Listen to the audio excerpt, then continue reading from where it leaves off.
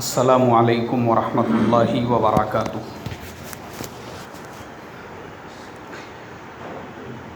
नहमदुहु व नुसल्ली अला रसूलिहिल करीम, अम्मा बाद। मुअज़्ज़ज़ उलमा-ए कराम, हुफ़्फ़ाज़-ए कराम, इस मदरसे के मोहतमिम हज़रत मौलाना मंसूर साहब, इसी तरीक़े से यहाँ पर तशरीफ़ फ़रमा जो दीगर उलमा हैं, शहर के ज़िम्मेदारान हैं और जिन्होंने इस मजलिस का इनेकाद किया है। मजलिस इत्तेहादुल उलमा के ज़िम्मेदारान हज़रत मौलाना अब्दुर रशीद साहब मिफ्ताही, मुफ्ती जमील साहब और उनके साथ में जो एक अमला है जिन्होंने उलमा को जोड़ने के लिए और एक प्लेटफॉर्म पर लाने के लिए और उलमा के लिए कुछ करने के लिए इस तंज़ीम की बुनियाद रखी है। और यहाँ पर तशरीफ़ फ़रमा मदरसा अबू बकर सिद्दीक़ के तलबा। आज की ये जो मजलिस है मकातिब के तालीम और दीनियात के उन्वान पर, जिसमें खुसूसन ये उन्वान रखा गया है उस्तादुल असातिज़ा हज़रत मौलाना अब्दुल्ला साहब कापो दरवी नव्वर अल्लाह मरक़दहू, उनको ताज़ियत पेश की जाए। इसलिए कि सरज़मीन महाराष्ट्र, हमारा हर तालुका, हर ज़िला आपको कोई ना कोई ऐसे मिल जाएंगे जो बराह रास्त या फिर बिला वास्ता या बिल वास्ता हज़रत मौलाना अब्दुल्ला साहब कापो दरवी नव्वर अल्लाह मरक़दहू के शागिर्द रहे हो।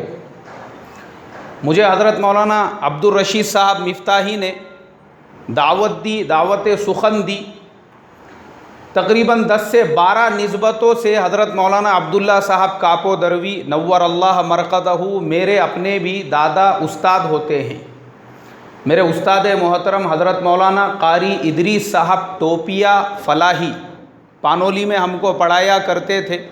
वो हज़रत मौलाना के शागिर्द। कारी याकूब साहब टंकारवी, वो हज़रत मौलाना के शागिर्द। इसी तरीक़े से एक बहुत बड़ी फ़हरिस्त है हमारे असातिज़ा इकराम की जो फ़लाह दारैन से फ़ैज़ याफ्ता थे और जिनसे हमने फ़ैज़ हासिल किया। अगर आप हमारे शहर में भी देखेंगे तो हमारे शहर के जो बड़े बड़े चूटी के उलमा हैं, उन्होंने भी हज़रत मौलाना अब्दुल्ला साहब कापो दरवी नव्वर अल्लाह मरक़दहू से कसबे फ़ैज़ हासिल किया, जिनमें हमारे हज़रत मौलाना मुबीन साहब दावत व तबलीग़ के एतबार से पूरे आलम में अपना एक मकाम, अपनी एक हैसियत रखते हैं। वो भी हज़रत मौलाना अब्दुल्ला साहब कापो दरवी नव्वर अल्लाह मरक़दहू के फ़ैज़ याफ्ताओं में से है। इसी तरीक़े से हज़रत मुफ्ती शाकिर ख़ान साहब, वो भी इनके शागिर्दों में होते हैं। इसी तरीक़े से हज़रत मौलाना अब्दुर रशीद साहब अमीर जमात तबलीग़, वो भी हज़रत मौलाना के बिल वास्ता या बिला वास्ता, इसलिए कि गुजरात के मदरसे में जिसने भी तालीम हासिल की वो किसी न किसी एतबार से हज़रत मौलाना के शागिर्दों में शुमार होते हैं या उनके शागिर्दों के शागिर्द में शुमार होते हैं। इसलिए कि गुजरात का शायद ही कोई आलिम ऐसा हो और कोई मदरसा ऐसा हो जिन्होंने हज़रत मौलाना अब्दुल्ला साहब कापो दरवी नव्वर अल्लाह मरक़दहू से फ़ैज़ न हासिल किया हो। हज़रत मौलाना अब्दुल्ला साहब कापो दरवी नव्वर अल्लाह मरक़दहू की जो शख्सियत थी, फ़लाह दारैन तरके सर में 27 साल तक आपने एहतमाम की ज़िम्मेदारी को अंजाम दिया। उनकी उम्र सिर्फ 33 साल थी। उस वक्त आप जामिया डाभेल के अंदर तदरीसी खिदमत अंजाम देते थे, तो तरकेसर के जो अकाबिर उलामा थे और तरकेसर के जो शहर के बस्ती के रहने वाले थे, उनकी एक जमात वहाँ पर पहुँची और उन्होंने जामिया डाभेल के इंतज़ामिया के सामने ये रिक्वेस्ट रखी, ये दरख्वास्त रखी कि आपके मदरसे के जो उस्ताद है हज़रत मौलाना अब्दुल्ला साहब कापो दरवी, हम आप लोगों के सामने ये तकाज़ा रखते हैं कि हमारा जो मदरसा है फलाह दारैन, उसकी बाग डोर संभालने के लिए कोई नहीं, आप इनको हमारे साथ कर दें। हज़रत मौलाना अब्दुल्ला साहब कापो दरवी डाभेल में एक उस्ताद की हैसियत से पढ़ाया करते थे, लेकिन तरकेसर वाले आपको लेकर आए और एहतमाम के कुर्सी पर आपको बिठा दिया। 27 साल तक हज़रत मौलाना ने जामिया फलाह दारैन तरकेसर के एहतमाम की ज़िम्मेदारी संभाली, और जब यह ज़िम्मेदारी आपके हाथों में आई तो वो गुजरात जो उस वक्त का था और आज का जो गुजरात है, उसमें ज़मीन व आसमान का फ़र्क था। आज पूरे हिंदुस्तान में तजवीद और क़िरत का अगर नाम आता है तो सबसे पहले कहाँ का नक्शा आता है जहन में? गुजरात का।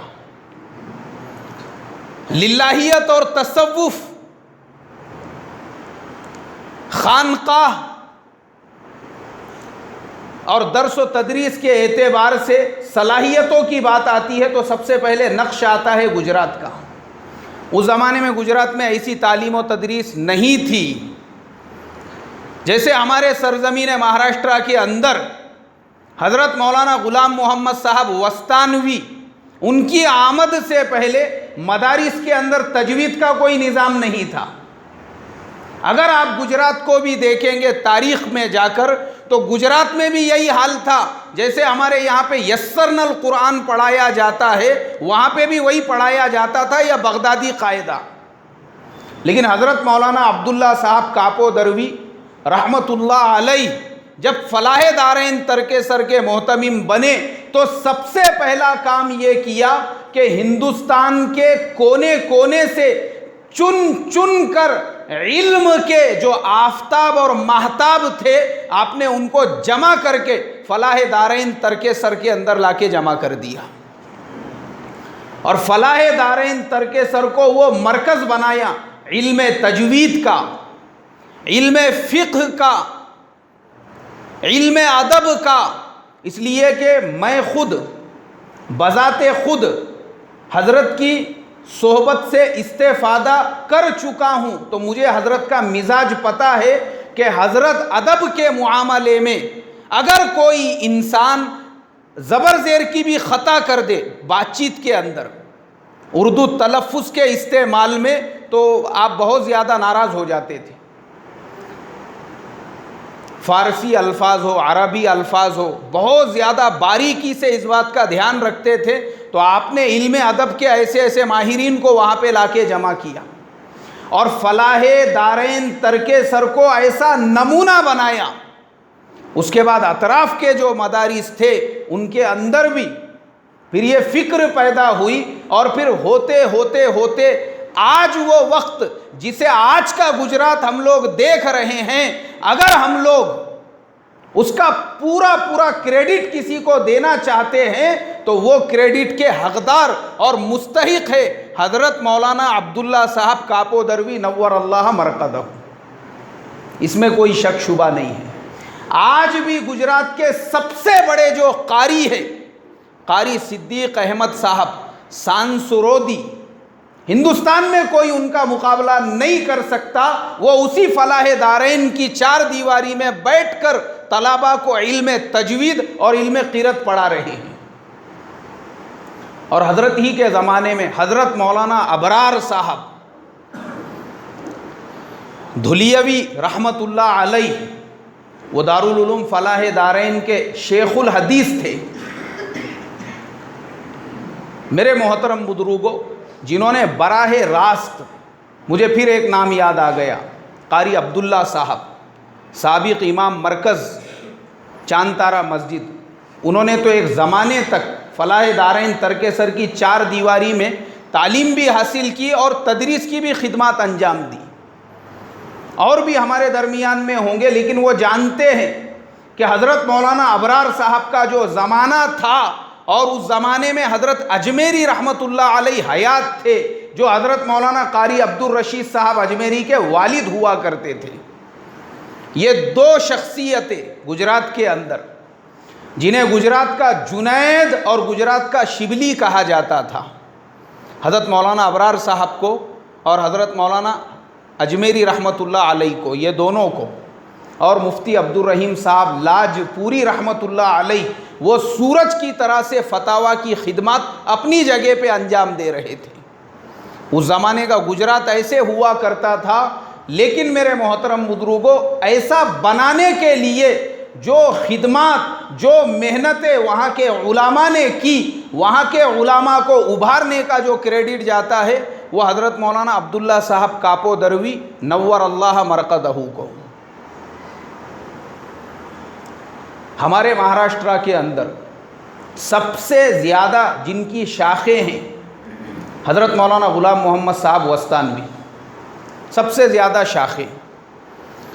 महाराष्ट्र के बाहर भी आप चले जाएंगे, उनके टोटल मदारिस और मकातिब के जो तलाबा है, उनकी पूरों की तादाद को अगर हम शुमार करेंगे वो 1 करोड़ से ज़्यादा होती है। 1 करोड़ से ज़्यादा तलाबा आपके पूरे मदारिस, पूरे मकातिब जितने भी चलते हैं हिंदुस्तान के अलावा भी, उसके अंदर इतनी बड़ी तादाद में पढ़ते हैं। आज हमारे ज़माने के अंदर इलाके का कोई ज़िम्मेदार हो या अपने वक्त का कितना भी बड़ा चूटी का इंसान हो, अगर उसको हज़रत मौलाना ग़ुलाम मोहम्मद साहब वस्तानवी से मुसाफ़हा करने मिल जावे, अपने लिए इंसान उसको सादतमंदी समझता है। लेकिन मेरे मोहतरम बुजुर्गों, मैं आपको बता दूं, वही हज़रत मौलाना ग़ुलाम मोहम्मद साहब वस्तानवी हज़रत मौलाना अब्दुल्ला साहब कापो दरवी नव्वर अल्लाह मरकदहू को अपना सब कुछ मानते थे। आपकी तमाम शाखों और अक्कल कुआं के अंदर आपके जामिया का सरपरस्त आपने किसी को बनाया था, तो वो कौन थे भाई? हज़रत मौलाना अब्दुल्ला साहब कापो दरवी नव्वर अल्लाह मरकदहू। ये हज़रत मौलाना ग़ुलाम साहब के भी सरपरस्त थे, आपकी सारी शाखों के भी सरपरस्त थे। हमारे ज़माने में हमको अगर हज़रत मौलाना ग़ुलाम साहब की जूतियाँ सीधी करने मिल जावे, चप्पल सीधी करने मिल जावे, हम उसे सादतमंदी समझेंगे। लेकिन वही हज़रत मौलाना ग़ुलाम साहब वस्तानवी, हज़रत मौलाना अब्दुल्ला साहब कापो दरवी नव्वर अल्लाह मरकदहू की जूतियाँ सीधी करने को अपने लिए सादतमंदी समझते थे। अब आप इस पे से अंदाज़ा लगा सकते हज़रत मौलाना अब्दुल्ला साहब कापो दरवी नव्वर अल्लाह मरकदहू का मकाम और मर्तबा कितना ऊंचा होगा।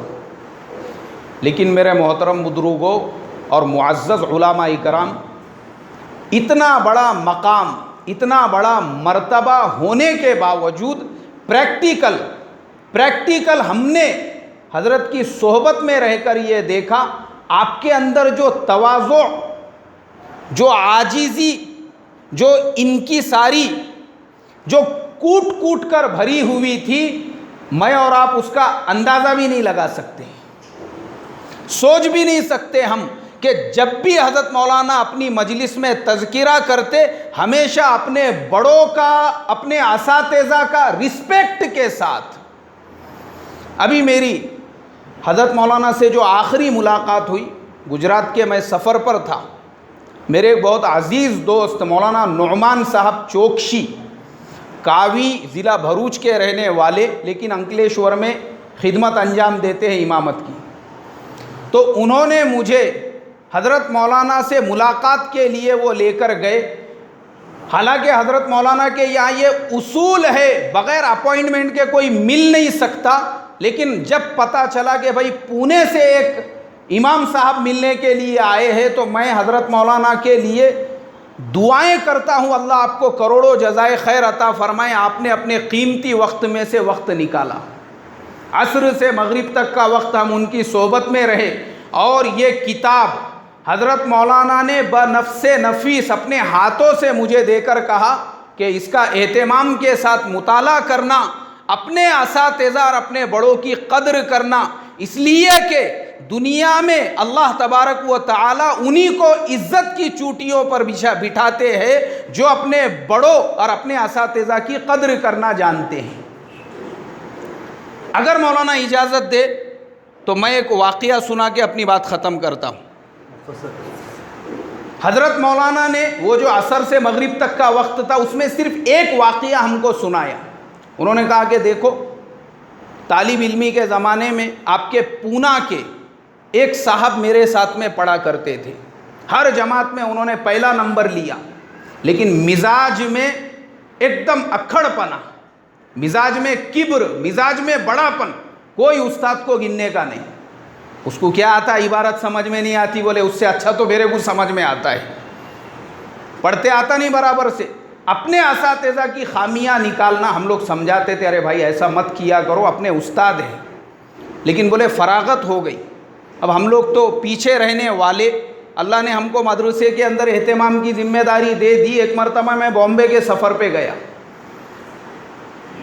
तो हज कमेटी की जो मस्जिद है वहाँ से मैं नमाज़ पढ़ के निकल रहा था। बाहर मुझे किसी की आवाज़ सुनाई दी कि कोई जो है कोई सामान बेच रहा है, फुटपाथ पे रोड पे खड़े रह के। आवाज़ सुन के मैंने पहचान लिया। फिर मैं करीब गया, मैंने सलाम किया, मैंने कहा भाई आप वो फ़ुलाने जो फ़ुलाने मदरसे में पढ़ते थे? अरे हाँ। बोले आपने पहचाने? अरे बोले मैं अब्दुल्ला हूँ। फिर दोनों ने एक दूसरे को पहचाने। कहा कि अरे भाई आप तो पूरी जमात के अंदर पहले नंबर पर थे, हमको तो उम्मीद थी आप किसी मदरसे के शेखुल हदीस के कुर्सी पर बैठे होंगे, आप यहाँ क्या कर रहे हैं? तो हज़रत मौलाना ने बड़े ही दर्द के साथ में ये कहा, इसलिए अपनी सलाहियतों पे कभी भी घमंड मत करो। तुम जो कुछ भी हो ये तुम्हारे उस्तादों के मेहनतों का नतीजा है। बोले इसीलिए मैंने ये किताब अपने असातिज़ा की मोहब्बत और उनकी अज़मत के अंदर लिखा हूँ। आखिर में मेरे मोहतरम बुज़ुर्गों, मैं शहर पूना के सारे ही उलमा की तरफ से आज की इस मजलिस में हज़रत मौलाना अब्दुल्ला साहब कापो दरवी नव्वर अल्लाह मरक़दहू को ताज़ियत पेश करता हूँ। और हम तमाम की जानिब से अल्लाह तबारक व तआला से ये दुआ करता हूँ, अल्लाह तबारक व तआला आपको करवट करवट जन्नतुल फिरदौस अता फ़रमाए, आपके मरातिब को बुलंद फ़रमाए, आसमां तेरी लहद पर शबनम अफशानी करे और सब्ज़े नौ रिश्ता उस घर की निगहबानी करे। व आखिरु दावाना अनिल हम्दुलिल्लाहि रब्बिल आलमीन।